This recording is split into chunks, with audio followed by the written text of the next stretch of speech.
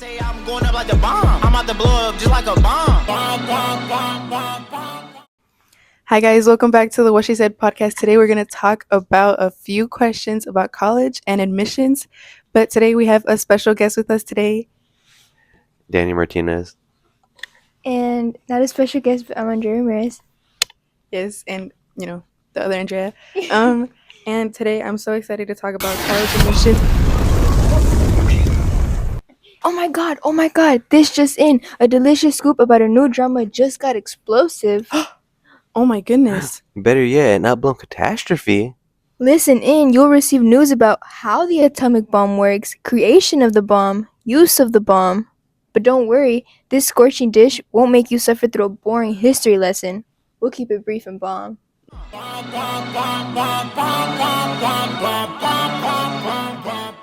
To inform you guys very well about the atomic bomb and what we went through, literally right now, I think they said the bomb was called Fat Man. So, on that note, I'm going to let Daniel explain this. Okay, so essentially the Fat Man is a nuclear bomb with uranium center, and the bomb is dropped from an aircraft, and the aircraft has a detonator, which sets off the uranium center. The uranium center then explodes and sends protons flying. Pew! And the protons bounce into other atoms, making them unstable and splitting them, turning everything into ashes. This could potentially cause a chain reaction, which could destroy the entire world.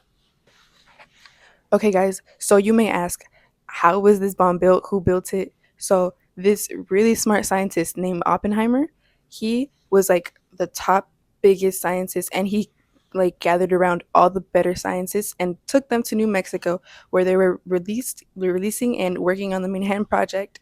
And this was worked on in a secret bunker.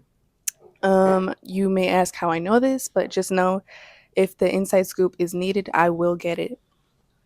Overall, a quick recap about Oppenheimer is that he was an American physicist who led the Manhattan Project, developing the first atomic bomb during the World War II.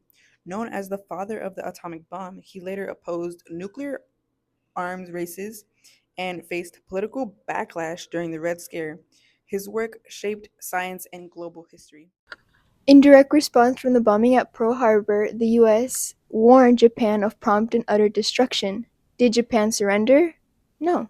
On August 6, 1945, Little Boy was dropped on Hiroshima, impacting 100,000 people immediately. 3 days later, when Japan still did not surrender, about 80,000 people were killed when Fat Man was dropped. As a result of all of these deaths, Japan finally decided to surrender on August 15th, 1945. Oh my god, Andrea, are you okay? Are you hurt? Oh, it's just a little bit red, but I think it's a pimple. I think that's radiation from the bomb. No. That will have deep consequences. No. Yes. What does it do, Daniel? Initially, the radiation does nothing, but over time, it could cause bad mutations as it affects your biological code. It could affect your offspring, your partners, and everyone around you because it might be contagious. Leads to mutations. I said that right.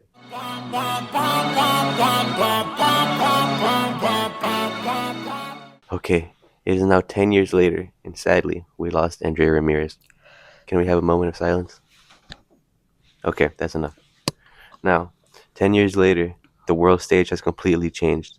The United States is now on top by a big margin because of the nuclear weapons. They didn't stop to advance after the bombings of Hiroshima and Nagasaki. Instead, they continued. This created a war, a Cold War, between the USSR and the United States of America. This sparked the race into space, also known as a space race, where the USSR was the first to go into space, but the United States landed on the moon first.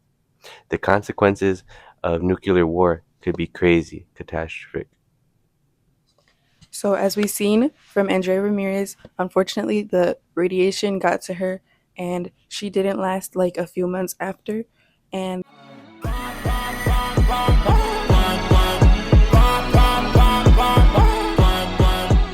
know me, I'm the bomb.